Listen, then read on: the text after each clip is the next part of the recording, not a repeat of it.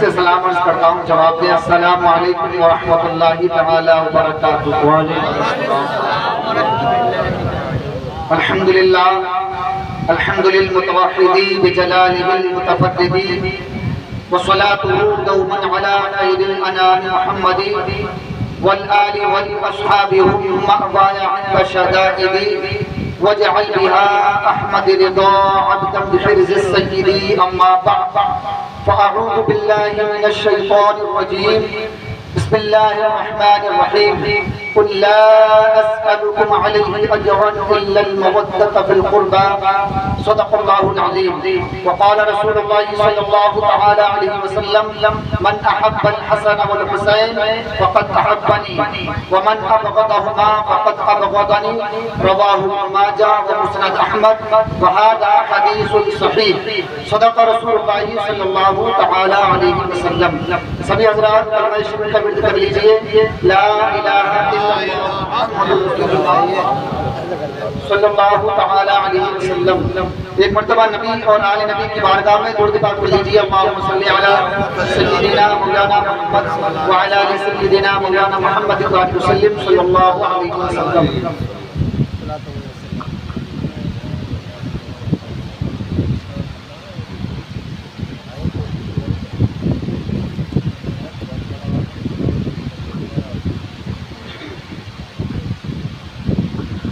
ایک مرتبہ اور ذرا درود پاک پڑھ لیجیے، اللہم صلی علی سیدنا مولانا محمد وعلی آل سیدنا مولانا محمد وسلم صلی اللہ علیہ وسلم۔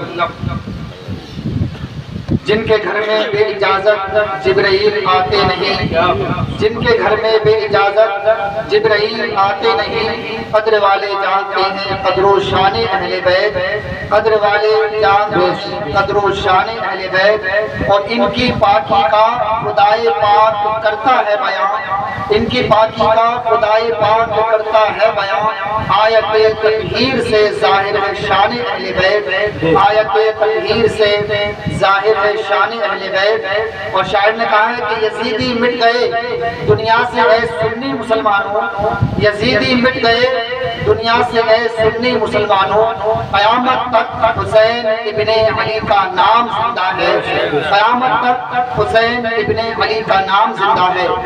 آج کی یہ نورانی محفل جو آپ کے گاؤں بگروا میں سجائی گئی ہے، حضرت علامہ مولانا شاداب صاحب کے دعوت دینے پر آپ کی اس محفل میں حاضر آیا ہوں۔ میں رب تبارک و تعالیٰ کی بارگاہ میں سلیم قلب سے دعا گو ہوں اللہ رب العزت ہماری اس محفل کو قبولیت کا شرف عطا فرمائے، اور جن حضرات نے بھی اس میں جس حیثیت سے حصہ لیا ہے اللہ تبارک و تعالیٰ انہیں ان کے علم میں، عمل میں، رزق میں برکت رحمت عطا فرمائے، اور مولا تبارک و تعالیٰ مجھے حق بولنے، آپ حضرات کو حق سننے اور ہم تمام کو حق پر عمل کرنے کی توفیق عطا فرمائے، آمین بجاہ نبی الامین صلی اللہ تعالی علیہ وسلم۔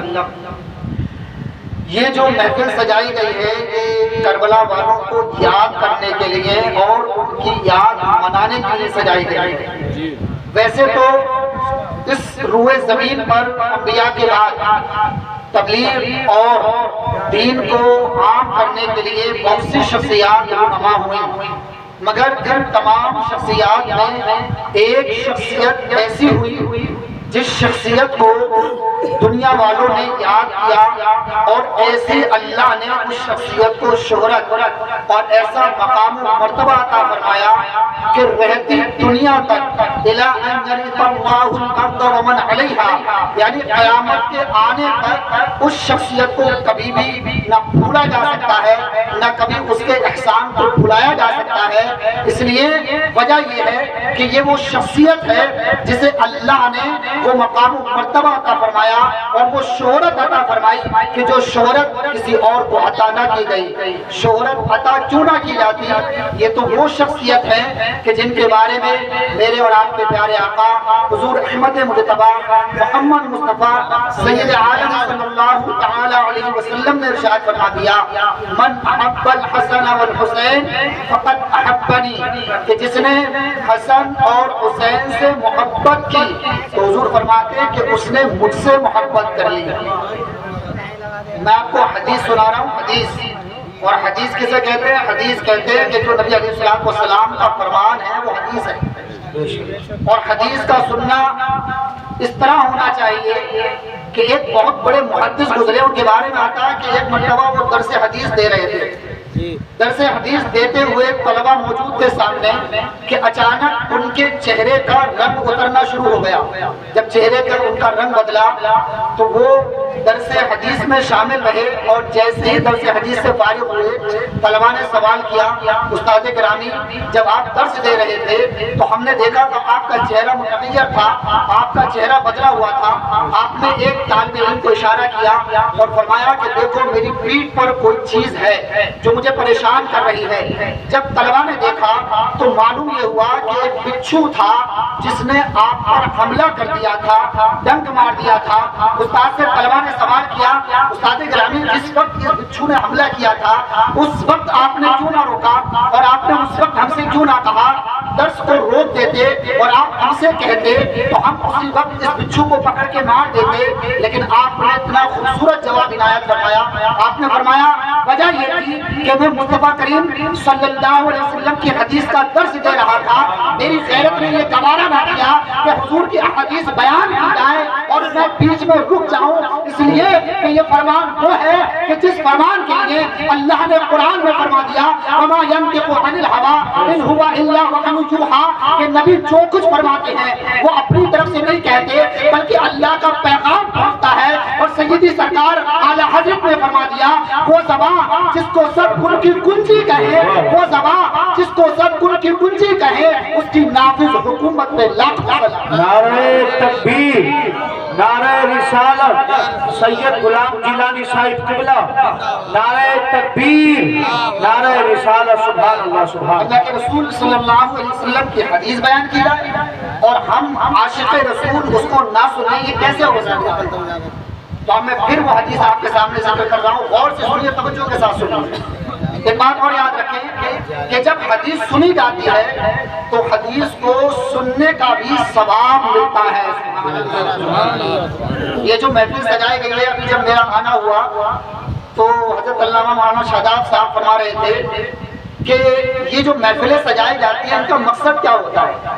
ان کا مقصد یہ نہیں ہوتا ہے کہ ہم مزے لوٹیں اور تفریح بازی کریں، شور و غل کریں، بلکہ ان محفلوں کا مقصد ہوتا ہے کہ وہ لوگ کہ جو مدارس میں جا کر دین نہیں سیکھ سکتے وہ ان محفلوں میں آ کر کے دین کو سیکھ لیں اور دین کی باتیں سیکھ کر ان پر عمل کریں۔ یہ مقصد ہوتا ہے ان محفلوں کے سجانے کا۔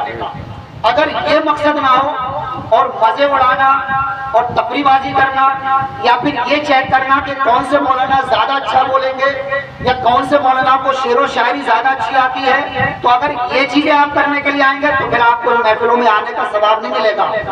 محفلوں میں آنے کا ثواب بندے کو تب ملتا ہے جب وہ اس مقصد سے آئے کہ میں محفل میں جا کر دین کی باتیں بھی سیکھوں اور اللہ و رسول کے ذکر میں شامل بھی ہوں، کیونکہ جب اللہ و رسول کا ذکر کیا جاتا ہے تو اس وقت جو بھی اللہ و رسول کا ذکر کرنے کے لیے سننے کے لیے بندہ آتا ہے تو اللہ تعالیٰ اس کو ذکر کرنے کے بدلے میں اور ذکر سننے کے بدلے میں اللہ تعالیٰ ثواب عطا فرماتا ہے، اور جیسی بندہ نیت کرتا ہے اس کو ویسے ہی ثواب دیا جاتا ہے۔ اب آئیے میں آپ کو حدیث پاک سناتا ہوں۔ اللہ کے رسول صلی اللہ علیہ وسلم نے ارشاد فرمایا من احب الحسن والحسین فقد احبنی ومن ابغض الحسن ومن ابغضهما فقد ابغضنی۔ حضور فرماتے ہیں کہ جس نے حسن اور حسین سے محبت کی اللہ تعالیٰ اس سے محبت فرمائے گا۔ حضور فرماتے ہیں کہ جس نے حسن اور حسین سے محبت کی اس نے مجھ سے محبت کی، کہیے سبحان اللہ۔ پھر میرے نبی فرماتے ہیں ایک یہ پہلو رہا محبت کا، اور دوسرا جو پہلو ہے وہ ہے عداوت اور دشمنی کا۔ اب میرے نبی فرماتے ہیں ومن ابغضهما فقد ابغضنی۔ حضور فرماتے ہیں کہ جس نے ان دونوں سے دشمنی رکھی، جس نے حسن اور حسین سے دشمنی رکھی، حضور فرماتے ہیں کہ اس نے صرف حسن اور حسین سے دشمنی نہ رکھی بلکہ اس نے مجھ سے دشمنی رکھی۔ اللہ، اور جو میرے نبی سے دشمنی فرمائے گا، جو میرے نبی سے دشمنی رکھے گا، اس کے بارے میں دوسری حدیث پاک میں امام ترمذی نے جو باب المناقب کے اندر حدیث پاک ذکر کی ہے، اللہ کے رسول فرماتے ہیں من احب الحسن والحسین فقد احب احبنی ومن احبنی احبہ اللہ. حضور فرماتے ہیں کہ جس نے حسن اور حسین سے محبت کی اس نے مجھ سے محبت کی. پھر میرے نبی فرماتے ہیں کہ جس نے مجھ سے محبت کی اللہ تعالیٰ اس سے محبت فرمائے. سبحان اللہ سبحان اللہ. ذرا بتائیے اس سے بڑھ کر ہمارے لیے سعادت مندی کیا ہو سکتی ہے کہ ہمارا رب خود ہم سے محبت کرتا ہے. یہ تو محبت کا معاملہ ہے. اور عداوت اور دشمنی کا معاملہ یہ ہے کہ میرے نبی فرماتے ہیں ومن ابغض الحسن والحسین فقد ابغضنی ومن ابغضنی ابغضہ اللہ. حضور فرماتے ہیں کہ جس نے حسن اور حسین سے دشمنی رکھی اس نے مجھ سے دشمنی کی اور جس نے مجھ سے دشمنی کی اللہ تعالیٰ اس سے دشمنی فرمائے. اللہ معلوم یہ ہوا اس حدیث کی روشنی میں کہ جو حسن اور حسین کا ہو گیا وہ نبی کا ہو گیا اور جو نبی کا ہو گیا وہ خدا کا ہو گیا. اور خلاصہ یہ نکلا کہ جو حسن حسین کا ہے وہ خدا کا ہے اور جو حسن حسین کا نہیں ہے وہ خدا کا نہیں ہوگا. بے شک سبحان اللہ سبحان اللہ. نعرہ تکبیر، نعرہ رسالت، ذکر شہداء کربلا سید غلام جیلانی صاحب قبلہ. نعرہ تکبیر، نعرہ رسالت. علامہ حسن رضا خان رحمۃ اللہ تعالی علیہ جو اعلیٰ حضرت کے بھائی ہیں انہوں نے لکھا ہے جنہیں استاد زمن کہا جاتا ہے. وہ فرماتے ہیں کہ جن کے گھر میں بے اجازت جبرائیل آتے نہیں، یعنی اگر حضرت جبریل بھی اہل بیت کے آنا چاہتے ہیں حضور کی بارگاہ میں آنا چاہتے ہیں تو وہ پہلے اجازت مانگتے. اجازت کے بغیر انہیں آنے کے لیے ہرگز بالکل بھی ان کے لیے جائز نہیں ہے کہ وہ اجازت کے بغیر آتے ہیں. پہلے حضور کی بارگاہ میں اجازت مانگتے ہیں اس کے بعد وہ آتے ہیں. کہ جن کے گھر میں بے اجازت جبرائیل آتے نہیں قدر والے جانتے ہیں قدر و شان اہل بیت. یعنی آپ فرماتے ہیں کہ جسے اللہ نے عزت بخشی ہے، جسے اللہ نے قدر و منزلت عطا فرمائی ہے وہی اہل بیت کی قدر جانتا ہے. اور اگر کوئی اہل بیت کی قدر نہ کرتا ہو، اگر کوئی اہل بیت سے محبت اور آپ کا احترام نہ کرتا ہو تو جان لو کہ وہ اس لیے نہیں کر رہا ہے کیونکہ اللہ نے اسے قدر و منزلت اور عزت و احترام عطا نہیں فرمایا. اب میں آپ کو بتاؤں کہ امام حسین کون ہے. اللہ کے رسول صلی اللہ علیہ وسلم اپنے نواسے امام حسین سے بے پناہ محبت فرماتے تھے. حدیث پاک میں آتا ہے کہ جب اللہ کے رسول صلی اللہ علیہ وسلم کے پیارے نواسے امام حسین اپنی والدہ ماجدہ طیبہ طاہرہ حضرت فاطمہ الزہرا رضی اللہ تعالیٰ عنہا کے شکم مبارک میں تھے اس وقت حضرت ام فضل نے ایک خواب دیکھا اور انہوں نے خواب یہ دیکھا کہ اللہ کے رسول صلی اللہ علیہ وسلم کے جسم مبارک سے جو ہے وہ ایک گوشت کا ٹکڑا ہٹا دیا گیا ہے. کسی ہٹانے والے نے حضور کے جسم مبارک سے ایک گوشت کا ٹکڑا ہٹا دیا ہے. جب وہ بیدار ہوئی تو گھبرا گئی، اللہ کے رسول صلی اللہ علیہ وسلم کی بارگاہ میں آئی، عرض گزار ہوئی یا رسول اللہ علیہ السلام میں نے ایک ڈراؤنا اور خطرناک خواب دیکھا ہے. میرے نبی نے فرمایا کہ ہاں بتاؤ خواب دیکھا ہے. انہوں نے پورا خواب بیان کیا. میرے نبی علیہ السلام نے فرمایا تم میں فضل ڈرنے کی ضرورت نہیں ہے بلکہ اس خواب کی تعبیر یہ ہے. توجہ کے ساتھ اس بات کو سنیے اور اپنے ایمان کو تازہ کریے. میرے نبی علیہ السلام نے ارشاد فرمایا تم میں فضل گھبرانے کی اور ڈرنے کی ضرورت نہیں ہے بلکہ اس خواب کی تعبیر یہ ہے کہ انشاءاللہ فاطمہ کے یہاں ایک بیٹا آنے والا ہے. سبحان اللہ سبحان اللہ. ابھی امام حسین کی پیدائش نہیں ہوئی ہے، ابھی امام حسین اپنی والدہ ماجدہ کے شکم مبارک میں، لیکن اس سے پہلے میرے نبی نے یہ بتا دیا کہ فاطمہ کے گھر میں بیٹا آنے والا ہے. معلوم یہ ہوا کہ اللہ کے رسول صلی اللہ علیہ وسلم کو اللہ نے علم غیب بھی عطا فرمایا ہے کہ میرے نبی علیہ السلام ان چیزوں کو بھی جانتے ہیں کہ جن کو جو چھپی ہوئی چیزیں ہیں جن کو عام طور پر لوگ نہیں جان سکتے بلکہ یہ نبیوں کا خاصہ ہے کہ اللہ تعالیٰ نبیوں کو علم غیب عطا فرماتا ہے اور اللہ ان کے وسیلے سے جسے چاہے اپنے اولیاء اور اپنے محبوب بندوں میں سے جسے چاہے علم غیب عطا فرما دیتا ہے. اعلیٰ حضرت فرماتے ہیں اور کوئی غیب کیا تم سے نہاں ہو بھلا جب نہ خدا ہی چھپا تم پہ کروڑوں. سبحان اللہ. اب حضرت امام حسین کی پیدائش ہوئی. جب امام حسین کی پیدائش ہوئی تو میرے نبی علیہ السلام تشریف لائے اور فرمانے لگے کہ لاؤ میرے نواسے کو میرے پاس لے کر آؤ۔ حضرت علی رضی اللہ تعالیٰ عنہ حضرت امام حسین کو لے کر آئے اور حضور علیہ السلام نے اپنی گود میں جب امام حسین کو لیا، ابھی آپ کا نام حضور نے نہیں رکھا تھا، حضرت علی سے پوچھا اے علی میرے نواسے کا نام کیا رکھا گیا ہے؟ حضرت علی عرض گزار ہوتے ہیں یا رسول اللہ علیہ السلام میں نے اپنے بیٹے کا نام حرب رکھا ہے۔ حرب کے معنی آتے ہیں لڑائی۔ میرے نبی نے فرمایا کہ نہیں علی، اس بچے کا نام، میرے لختے جگر کا نام حرب نہیں ہونا چاہیے۔ پھر عرض کرتے ہیں یا رسول اللہ پھر اس کا نام کیا رکھا جائے؟ میرے نبی نے فرمایا کہ ہم اس کا نام وہ رکھیں گے کہ جو جنتی نام ہے، جو اللہ نے ہمیں عطا کیا ہے، اور یہ ایسا نام ہے کہ آج تک کسی بچے کا نام نہیں رکھا گیا ہے۔ میرے نبی نے فرمایا کہ ہم اس بچے کا نام حسین رکھتے ہیں۔ سبحان اللہ۔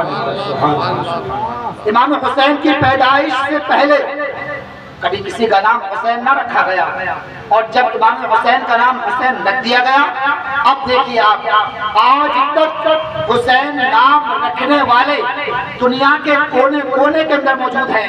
آپ کے اس گاؤں کے اندر بھی کافی لوگ ہوں گے کہ جن کا نام حسین ہوگا۔ اگر میں اس محفل میں پوچھوں تو یہاں بھی کئی لوگ ایسے نکل جائیں گے جن کا نام حسین ہوگا۔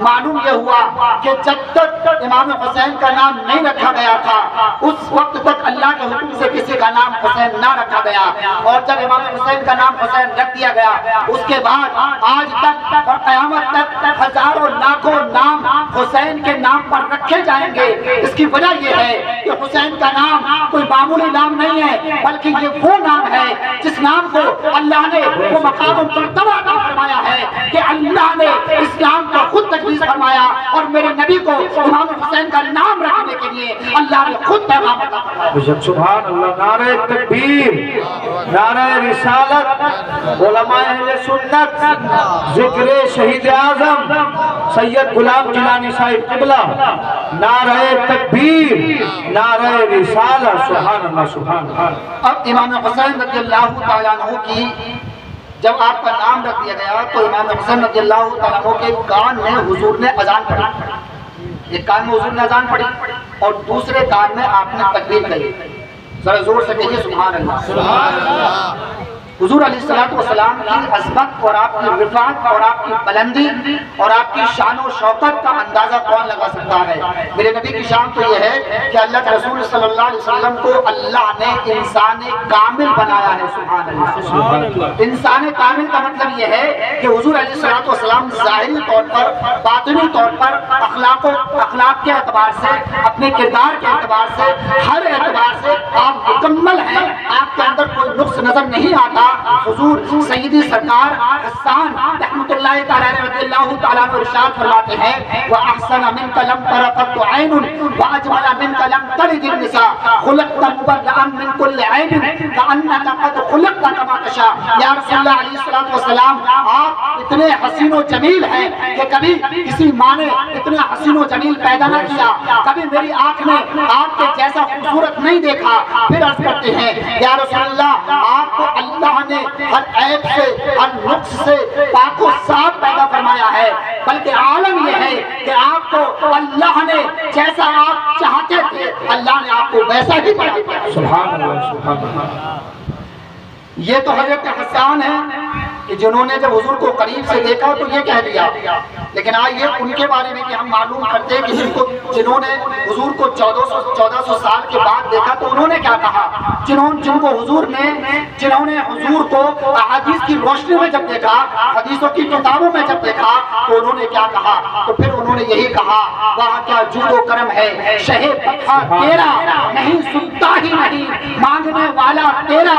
اور پھر کہتے ہیں سرور کہوں کے مالکو مولا کہوں تجھے، باغ خلیل کا گلے زیبا کہوں تجھے، لیکن رسالے حق میں سخن اس پہ کر دیا خالق کا بندہ خلق کا آقا۔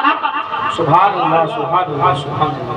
میں عرض یہ کر رہا تھا کہ امام حسین کی شان تو دیکھیں کہ میرے نبی علیہ السلام اپنے لمحہ مبارکہ سے خود اذان دے رہے ہیں۔ سبحان اللہ۔ وہ لمحہ مبارکہ کہ جن کے بارے میں سیدی سرکار اعلیٰ حضرت لکھتے ہیں پتلی پتلی گلے قدس کی پتیاں، پتلی پتلی گلے قدس کی پتیاں ان لبوں کی نزاکت میں لاتے ہیں۔ اب اذان بھی ہو گئی، اقامت بھی ہو گئی، نام بھی رکھ دیا گیا۔ گیا، اب امام حسین کی تربیت شروع ہو جاتی ہے۔ اب بچپن کا زمانہ ہے، آئیے میں حدیث کی طرف لے کر چلتا ہوں اور محبت امام حسین کا نتیجہ اور ثمرہ آپ کے سامنے رکھتا ہوں کہ امام حسین سے محبت کرنے کا نتیجہ کیا ہے۔ اب ذرا آئیے احادیث کی طرف ہم چلتے ہیں۔ اللہ کے رسول صلی اللہ تعالی علیہ وسلم اپنے لفظ جگر اپنے نوازے سے بے پناہ محبت فرماتے ہیں۔ حضور صلی اللہ تعالی علیہ وسلم کے پیارے نوازے، جب آپ کی جب پرورش ہونے لگی، ابھی آپ کا بچپن کا وقت ہے، بچپن کا زمانہ ہے، میرے نبی علیہ الصلوۃ والسلام، حضور علیہ الصلوۃ والسلام نے حضرت حسن اور حضرت امام حسین کو اپنے دونوں کاندھوں پر بٹھا لیا۔ زور سے کہیے سبحان اللہ، اور مچل کے کہیے سبحان اللہ، ایک بار کہیے الحمدللہ۔ میں یہ اس لیے کہلوا رہا ہوں تاکہ آپ کی توجہ میری طرف رہے، آپ توجہ ادھر ادھر نہ کریں بلکہ توجہ ادھر رکھیں، اس لیے کہ یہ جو محفل ہو رہی ہے یہ کوئی عام محفل نہیں ہے، بلکہ یہ اس کی محفل ہے کہ جس شخصیت نے اپنی جان کو اسلام بچانے کے لیے قربان کر دیا۔ امام حسین کربلا میں جب پہنچے تھے تو کیوں پہنچے تھے؟ کیا انہیں حکومت و سلطنت کی ضرورت تھی؟ کیا انہیں تخت و تاج کی ضرورت تھی؟ نہیں، انہیں تخت و تاج کی ضرورت نہیں تھی۔ اگر انہیں تخت و تاج کی ضرورت ہوتی تو وہ اکیلے یا چند ساتھیوں کے ساتھ کربلا میں نہ جاتے، بلکہ مدینہ الرسول سے ایک بڑا جمع غفیر، ایک بڑی تعداد میں لوگوں کو لے کر جاتے اور اکیلے نہتے نہ جاتے، بلکہ اپنے ساتھ ہتھیار لے کر جاتے، اپنے ساتھ اسلحہ لے کر جاتے۔ مگر حضور علیہ السلام کے پیارے نواسے ہرگز کبھی حکومت یا سلطنت حاصل کرنے کے لیے نہیں گئے تھے، بلکہ اسلام کو بچانے کے لیے، اسلام کو زور سے بولیے بچانے کے لیے گئے تھے۔ اس کے بارے میں پہلے میں ایک حدیث سناؤں۔ اللہ کے رسول صلی اللہ علیہ وسلم نے ارشاد فرمایا الحسن والحسین سیدہ شباب اہل الجنہ، کہ حسن اور حسین جنتی جوانوں کے سردار ہیں۔ کہیے سبحان اللہ۔ تم نے کیا فرمایا؟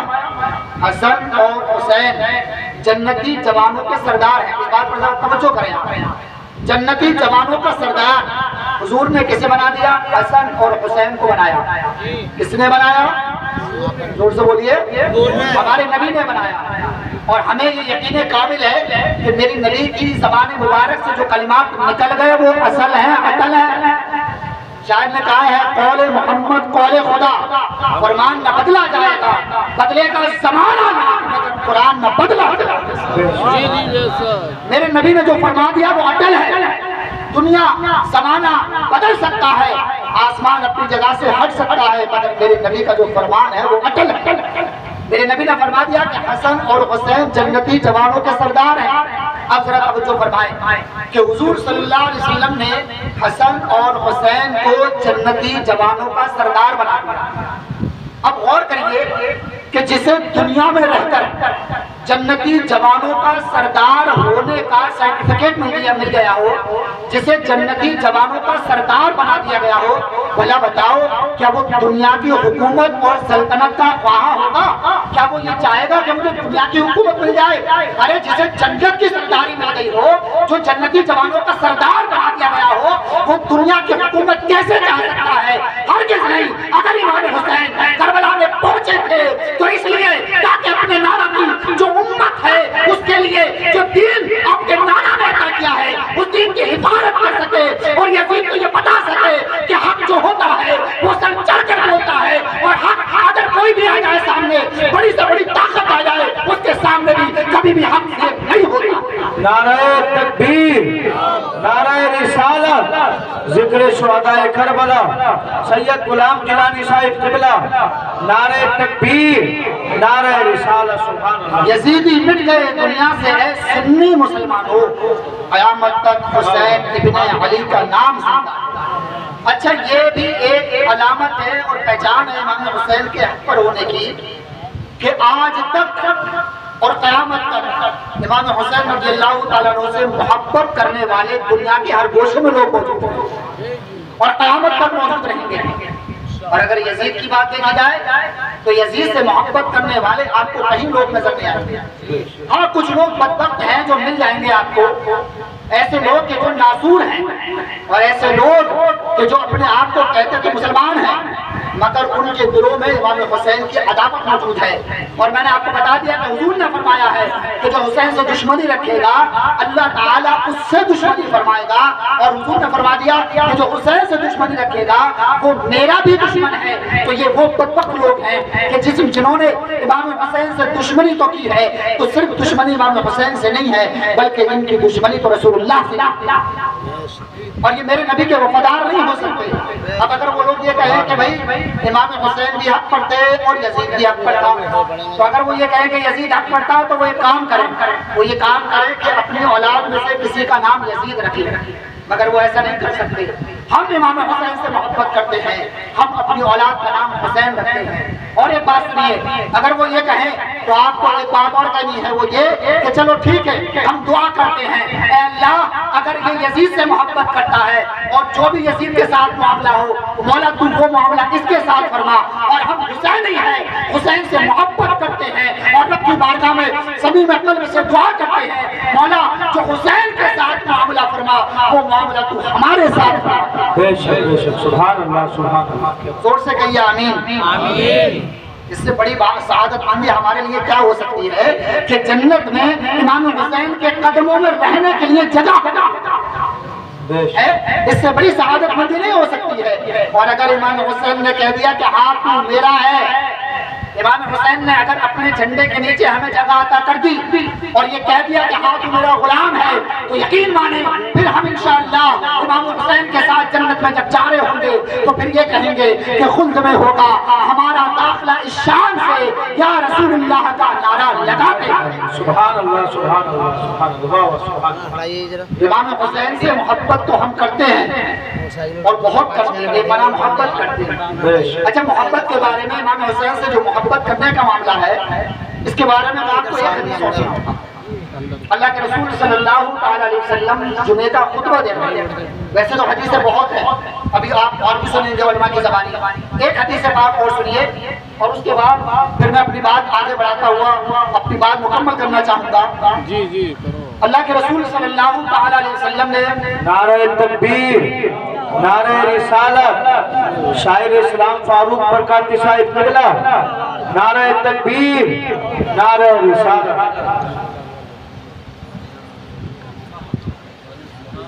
अल्लाह के रसूल सल्लल्लाहु अलैहि वसल्लम जुमे का खुतबा दे रहे हैं और जुमे का खुतबा देते हुए हुजूर मिंबर शरीफ पर तशरीफ फरमा है कि इमाम हुसैन का बचपन का ज़माना है और आप जैसी मस्जिद के अंदर तशरीफ लाए तो अल्लाह के रसूल सल्लल्लाहु अलैहि वसल्लम ने देखा कि मेरा नवासा हुसैन अपने नन्हे नन्हे कदमों से चलता हुआ मस्जिद के अंदर आ रहा है। अल्लाह बच्चों के साथ सुने इस हदीस काम को।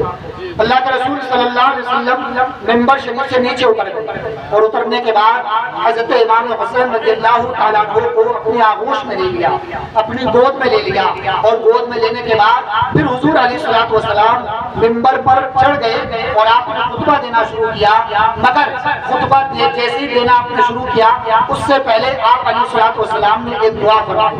वो दुआ क्या फरमाई वो सुनिए। अल्लाह के रसूल सल्लल्लाहु अलैहि वसल्लम ने अर्ज किया अल्लाहुम्मा इन्नी उहिब्बुहु, ऐ अल्लाह मैं इस बच्चे से मोहब्बत करता हूँ, तो ऐ अल्लाह तू भी इस बच्चे से मोहब्बत कर।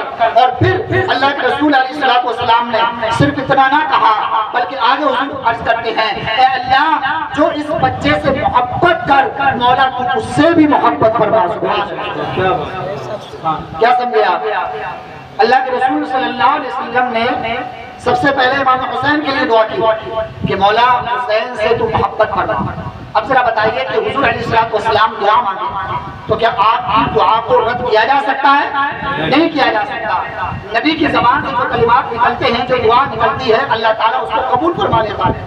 और मेरे नबी अलैहिस्सलातु वस्सलाम की शान तो ये है कि हुजूर अलैहिस्सलातु वस्सलाम की ज़बान मुबारक से कलिमात का जारी होना तो बहुत बड़ी बात है। अगर हुजूर अलैहिस्सलातु वस्सलाम के दिल में, आपके क़ल्ब मुबारक में कोई बात आ जाए तो कुरान, अल्लाह ताला कुरान में आयत नाज़िल फरमा देता है। और कुरान में अल्लाह ने जब हुजूर अलैहिस्सलातु वस्सलाम खाना काबा की तरफ नमाज पढ़ते थे, फिर हुक्म हुआ कि मस्जिद अक्सा की तरफ नमाज पढ़ो।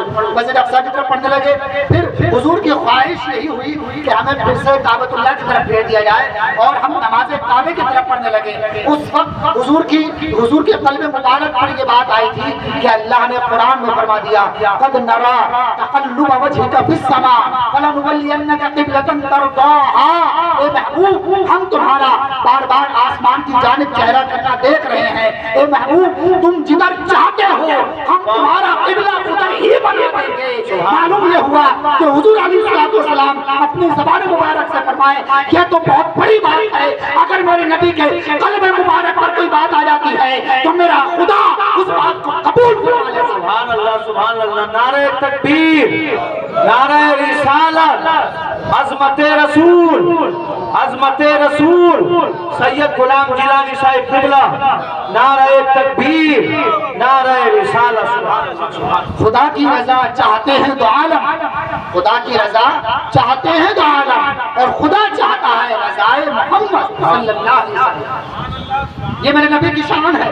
اب ذرا آپ اندازہ لگائیں کہ اگر حضور علیہ السلام دعا فرمائیں تو کیا آپ کی دعا کو رد کیا جا سکتا ہے؟ ایک اور مجھے بات یاد آئی، حدیث پاک میں آتا ہے کہ ایک مرتبہ ایسا ہوا کہ مدینہ الرسول میں بارش نہیں ہو رہی تھی اور قحط سالی کا وقت تھا، لوگ پریشان تھے، حضور کی بارگاہ میں آئے، عرض کرنے لگے یا رسول اللہ دعا فرما دے بارش نہیں ہو رہی ہے۔ میرے نبی علیہ السلام نے دعا فرما دی، اے اللہ مدینے والوں کے لیے بارش عطا فرما دے۔ اللہ نے بارش نازل کر دی اور بارش اتنی ہوئی کہ مسلسل بارش ہوتی گئی، چند دن گزر گئے اور بارش رکنے کا نام نہیں لے رہی تھی۔ پھر صحابہ کرام آئے، عرض کرنے لگے یا رسول اللہ اب بارش بہت ہو چکی ہے، اب ہمیں مزید ضرورت نہیں ہے، اب دعا فرما دے کہ اس بارش کو اللہ تعالیٰ روک دے۔ پھر میرے نبی نے دعا فرمائی، اے اللہ مدینہ میں بارش نازل نہ فرما، مدینہ کے اطراف میں نازل فرما دے۔ پھر اللہ نے مدینہ والوں سے بارش کو روک دیا۔ سبحان اللہ، کیا بات ہے، سبحان اللہ۔ تو میرے نبی جو فرماتے ہیں وہ ٹوٹل ہے۔ پھر مجھے وہاں حضرت کا شعر یاد آتا ہے، وہ زبان جس کو سب کن کی کنجی کہے اس کی نافذ حکومت پہ لاکھوں۔ میرے نبی دعا فرماتے ہیں امام حسین کے لیے، اے اللہ میں اس بچے سے محبت کرتا ہوں، مولا تو بھی اس سے محبت کر۔ بے شک بے شک۔ اب اس کا نتیجہ یہ نکلا کہ اللہ تعالیٰ امام حسین سے محبت فرماتا ہے۔ پھر اس کے بعد حضور نے عرض کیا مولا جو حسین سے محبت کرے یا اللہ تو اس سے بھی محبت فرما۔ سبحان اللہ۔ اب یہاں دعا صرف یہ نہ کی گئی کہ مولا تو حسین سے محبت فرما، بلکہ یہاں دعا یہ بھی کی گئی کہ جو حسین سے محبت کرے اللہ تو اس سے بھی محبت فرما۔ سبحان اللہ۔ تو اگر ہم امام حسین سے محبت کرتے ہیں تو مطلب یہ ہے کہ اللہ تعالیٰ ہم سے محبت فرماتا ہے۔ ہمیں یقین ہے کہ ہمارا رب ہم سے محبت کرتا ہے، اس لیے کہ ہمارے نبی نے دعا کی ہے اور ہماری دعا پر، ہمارے نبی کی دعا پر ہمیں یقین ہے کہ جو نبی فرما دے، جو نبی دعا کرتے اللہ تعالیٰ اس دعا کو کبھی رد نہیں کرے۔ سبحان اللہ سبحان اللہ۔ اب ذرا آپ اندازہ لگائیں کہ حضور نے امام حسین کے لیے کس قدر دعائیں کیے اور حضور اپنے نواسے حسین سے کس قدر محبت کرتے ہیں۔ کیا اس کی وجہ صرف یہ تھی کہ امام حسین حضور کے نواسے تھے اس لیے محبت کرتے تھے؟ نہیں، صرف یہ وجہ نہیں تھی، بلکہ وجہ یہ تھی کہ میرے نبی جانتے تھے کہ ایک وقت وہ آئے گا کہ جب کچھ بدبخت اور ناسور اور ایسے ظالم لوگ کہ جو اسلام کے اندر وہ چیزیں کہ جو اللہ نے حرام کر دی ہیں انہیں وہ حلال کرنا چاہیں گے، اس وقت ایسا زمانہ آئے گا اور ایسا وقت آئے گا کہ جب اسلام کو خون کی ضرورت پڑے گی، اس وقت میرا نواسا، میرا لخت جگر یہی اپنا خون دے کر اسلام کی حفاظت کرے گا۔ اس وجہ سے حضور علیہ السلام امام حسین سے بے پناہ محبت۔ اور امام حسین رضی اللہ تعالیٰ عنہ جب کربلا میں پہنچے تھے اور یزید کا جب مقابلہ کیا تھا، مجھے ایک بات بہت اہم یاد آئی کہ اگر امام حسین چاہتے تو اسے بیعت کر لیتے، سمجھوتا کر لیتے، تو یزید جو ہے آپ کو ایک بڑے خطے کا حاکم بنا دیتا، آپ کو بڑے خطے کا گورنر بنا دیتا، اور اگر آپ چاہتے تو یزید کی بات پر بھی راضی ہو جاتا کہ آدم حملہ آپ سنبھالیں اور آدم میں سنبھالوں، مگر میرے حسین کو کبھی سلطنت کا لالچ نہیں تھا۔ ارے کیسے ہو سکتا تھا؟ میرے نبی علیہ السلام نے خود فرما دیا، یا عائشہ لو شئت لصارت معی جبال الذهب، اے عائشہ اگر میں چاہوں تو میرے ساتھ سونے کے پہاڑ چلے۔ جب میرے نبی نے سونے کے پہاڑوں کو ٹھوکر مار دی تو ان کا نواسا اس دنیا کی لالچ میں کیسے؟ سبحان اللہ۔ اللہ، نعرہ تکبیر، نعرہ رسالت، سید غلام گیلانی صاحب قبلہ، ذکر شہدائے کربلا، نعرہ تکبیر، سبحان اللہ۔ جب تک بکے نہ تھے تو کوئی پوچھتا نہ تھا، جب تک بکے نہ تھے تو کوئی پوچھتا نہ تھا، تم نے خرید کر ہمیں انمول کر دیا ہے۔ امام حسین، اچھا ایک بات اور یاد آئی کہ جب حکومت سلطنت نہیں چاہیے تھی تو امام حسین کو چاہیے یہ تھا کہ وہاں سے واپس آ جاتے، بھاگ جاتے، اپنی جان تو بچ جاتی، مگر نہیں، آپ سمجھے ہی نہیں، یہ حسین بن علی ہے، علی کی اولاد ہے، یہ اس علی کی اولاد ہے کہ جس علی نے ایک ہاتھ سے خیبر کا قلعہ جو تھا، اس کا جو پھاٹک تھا، جو بڑا اس کا دروازہ تھا، اس کو ایک ہاتھ سے پھیر کے پھینک دیا تھا۔ یہ اسی علی کی اولاد ہے اور اس کی رگوں میں نبی کا خون موجود ہے، اور جس کی رگوں میں نبی کا خون ہوتا ہے وہ کبھی دنیا سے ڈرتا نہیں ہے، بلکہ دنیا کا جم کر اور ڈٹ کر مقابلہ کرتا ہے۔ اور امام حسین نے یزیدی فوج کا اکیلے تنہا ہو کر اور بغیر اسلحہ کے مقابلہ کر کے یہ دنیا والوں کو بتا دیا اور قوم مسلم کو اور امت محمدیہ کو یہ پیغام عطا کر دیا، اے میرے نانا جان کے غلاموں، سن لو، اگر تمہارے سامنے باطل آ جائے تم حق پر ہو، چاہے نہتے ہو، تمہیں ڈرنے کی ضرورت نہیں ہے، اس لیے کہ حق تمہارے ساتھ ہے، جیت تمہاری ہے، تمہارا رب تمہارے ساتھ ہے۔ اور یزید کی اوقات کیا ہے، یزیدیوں کی اوقات کیا ہے، ان کا معاملہ تو یہ ہے کہ یزیدی مٹ گئے دنیا سے، سنی مسلمانوں، قیامت تک حسین ابن علی کا نام۔ سبحان اللہ، سبحان اللہ، سبحان اللہ۔ مطلب یہ ہے کہ اگر تمہارے مقابلے میں دشمن آ جائے، باطل آ جائے، تو تمہیں ڈرنے کی ضرورت نہیں ہے۔ اگر حکومت تمہاری مخالف ہو تو تب بھی مت ڈرو، اگر تمہارے مقابلے میں پاور مخالف ہو تب بھی مت ڈرو، اگر تمہارے مقابلے میں دولت مخالف ہو تب بھی نہ ڈرو، جب کہ تم حق پر ہو، جب کہ تم سچے ہو۔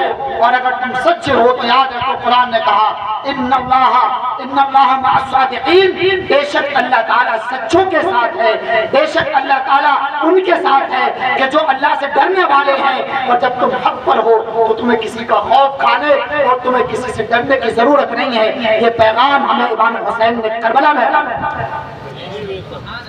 ہم امام حسین سے محبت تو کرتے ہیں، لیکن محبت کرنے کا مطلب کیا ہے؟ کیا محبت صرف اتنی ہے کہ ہم زبان سے کہتے رہے ہم حسین کا دامن نہیں چھوڑیں گے، ہم امام حسین سے محبت کرتے ہیں، کہ اتنا کافی ہے؟ نہیں، محبت کا مطلب ہے کہ محبوب کی اداؤں کو اپنایا جائے۔ محبت کا تقاضا ہی ہے، اگر محبوب کی ادائیں نہ اپنائی جائے تو وہ محبت مکمل نہیں ہو سکتی۔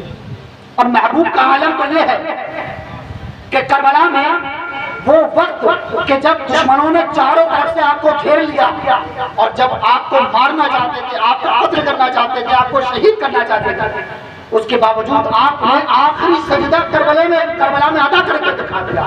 اور آج ہم جو امام حسین سے محبت کا دم بھرتے ہیں، آج ہمارا حال یہ ہے کہ ہماری مسجد ویران پڑی ہوئی ہے، آج ہمارا حال یہ ہے کہ ہم ہوٹلوں کی زینت بنے ہوئے ہیں، آج ہمارا حال یہ ہے کہ ہم فلم اور ٹاکیز اور سنیما گھروں کو بھرے ہوئے ہیں، آج ہمارا حال یہ ہے کہ ہم جوئے کے اڈے بھرے ہوئے ہیں، آج ہمارا حال یہ ہے کہ ہم شراب کے اڈوں کو بھرے ہوئے ہیں۔ پہلے ایک دور تھا کہ جب مسلمان شراب کے اڈے پر جایا کرتا تھا وہ بڑا شرمایا کرتا تھا، بڑا خوف کیا کرتا تھا، اسے جھجک ہوتی تھی، اسے ڈر ہوتا تھا کہ کوئی دیکھ نہ لے، کوئی دیکھ نہ لے۔ مگر آج عالم یہ ہے کہ اگر دوسرے ہیں اڈے پر شراب کے آدھے تو آدھے مسلمان موجود ہیں، بلکہ بعض جگہ تو دیکھا گیا ہے کہ دوسروں سے زیادہ مسلمان موجود ہیں۔ ارے تم تو وہ قوم ہو کہ جس قوم کے لیے قرآن میں اللہ نے شراب کو حرام قرار دے دیا ہے، تم شراب کے قریب کیسے جا سکتے ہو؟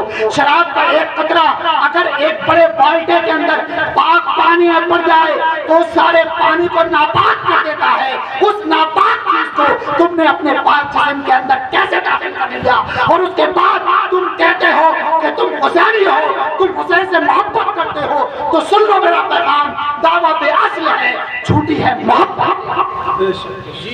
نعرہ تکبیر، نعرہ رسالت، سید غلام گیلانی صاحب قبلہ۔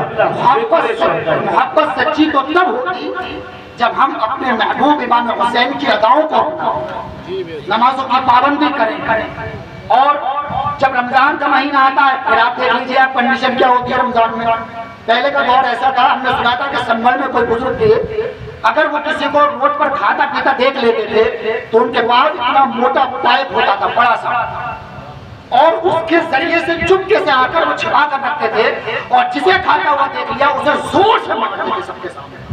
اور آج عالم یہ ہے کہ چوراہوں پر کھڑے ہو کر تن دناتے ہوئے کھا رہے ہیں، اور اگر کوئی عالم یا امام صاحب کہتے کہ ارے یار کیا کر لو، رمضان کا احترام کرو، تو بڑی بڑی باقی کے ساتھ کہنا ہاں دیکھ لیا ہم نے، جو ہوگا دیکھا جائے گا، ابھی تو ہم مزے کر لیں۔ ارے تجھے خوف کھانا چاہیے اس قبر سے اور اس جہنم سے جو جہنم اللہ کی پناہ مانگتی ہے۔ جب جہنم کا عالم یہ ہے کہ وہ اللہ کی پناہ مانگتا ہے تو ہماری اوقات کیا ہے؟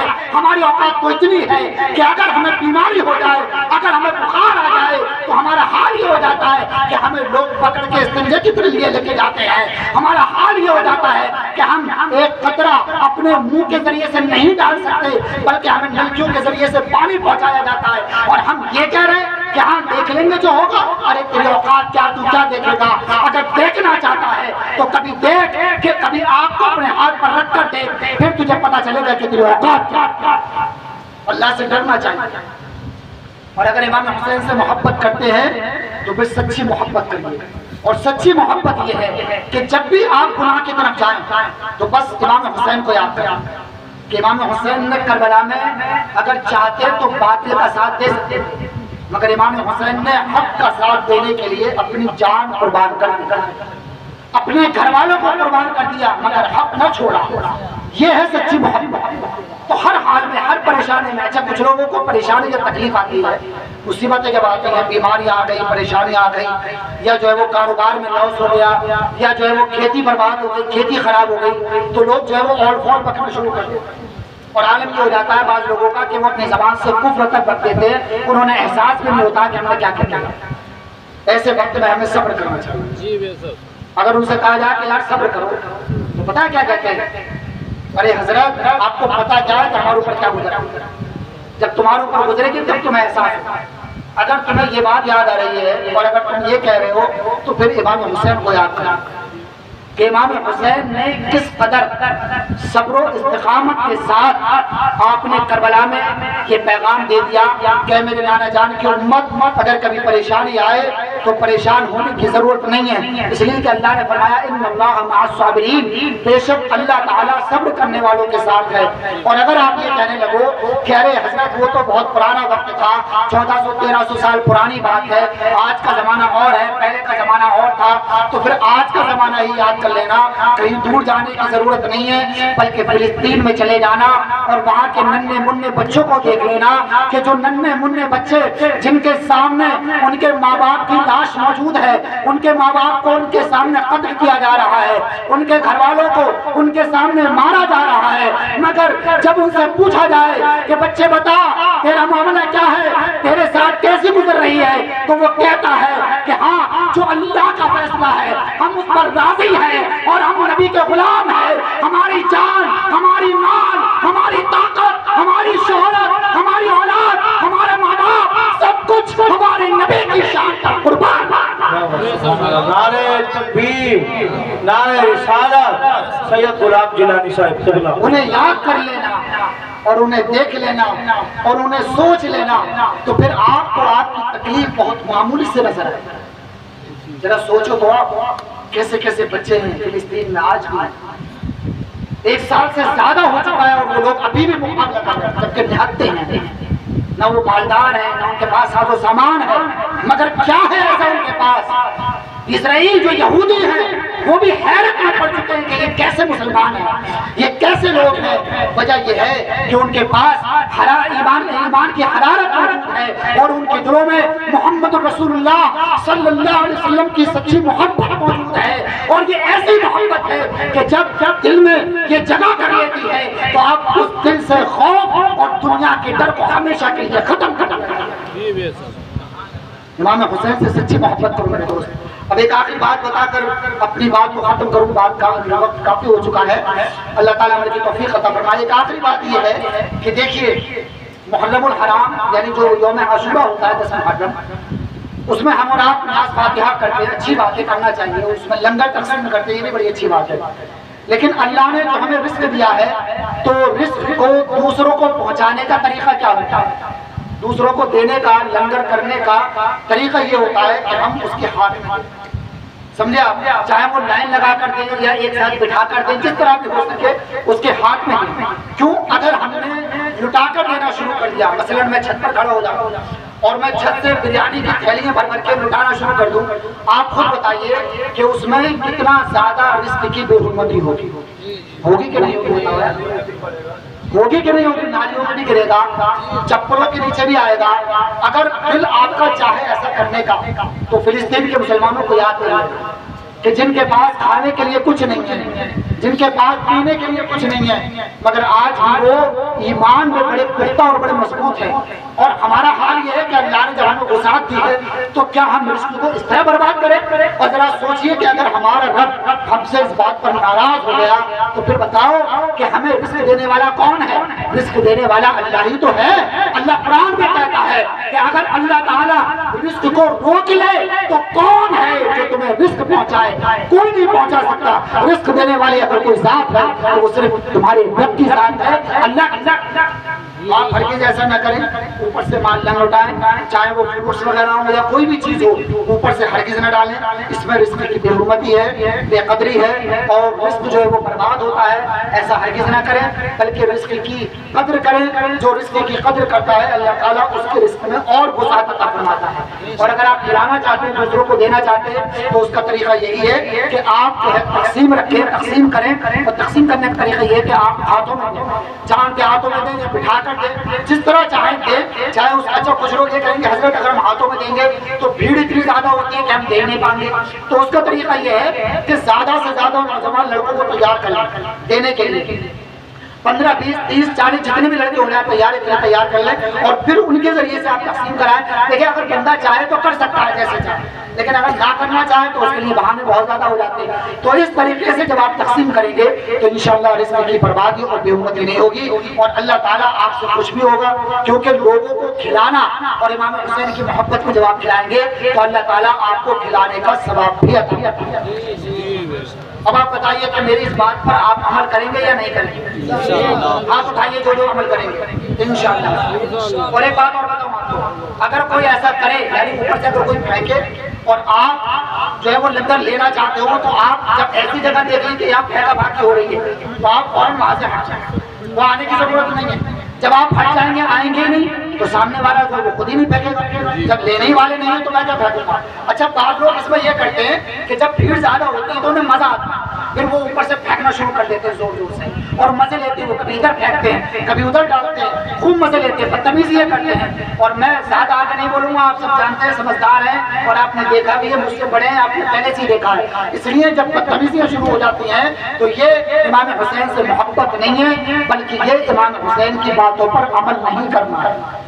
اور امام حسین کی محبت تو یہ ہے کہ جو پیغام ہمیں امام حسین نے دیا ہے ہم اس پر عمل کریں۔ تو انشاءاللہ ہم رزق کی بے حرمتی نہیں کریں گے نا انشاءاللہ، اور امام حسین کے نقش قدم پر چلیں گے انشاءاللہ عز و جل۔ اللہ سے دعا ہے کہ اللہ تعالیٰ ہم سب کو عمل کی توفیق عطا فرمائے۔ وآخر دعوانا ان الحمدللہ رب العالمین۔ السلام علیکم۔